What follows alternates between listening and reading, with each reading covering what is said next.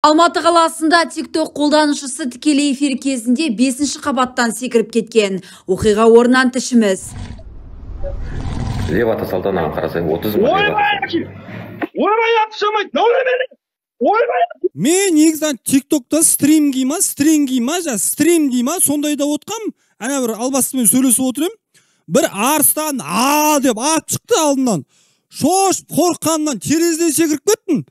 Мен өз жүрегім ауыр адаммын. Анау кейіннен милицияға арыз жазып, Кука бро дейма, сол атқан екен, соны шығарып берді ғой, арыз жазып жатырмын үстінен. Мен өз жүрегім нашар адаммын, айналайындар. Маған өйтіп жағдай арыстан жібермей, андай әдемі бүйтіп концерт болып шығатын TikTok Universe ба, өрсіс ба, сондай жіберсеңдерші әдемі қып. Кука бро, аккаунтын аты Кука бро деп тұрады, бірақ Кука брат дейді бәрі. Сен өйтіп адам денсаулығымен ойнамай айналайын. Қанша жерде миллиардер болсаң да, үстіңнен жазып тұрып, бәрімізге прокуроры бар, следователь бар, бәрімізге лев аттыратын қоям мен сені. Өйтіп неғыма сен айналайын көкем. Алина Братова, Елена Кукаева, ПТК арнасы.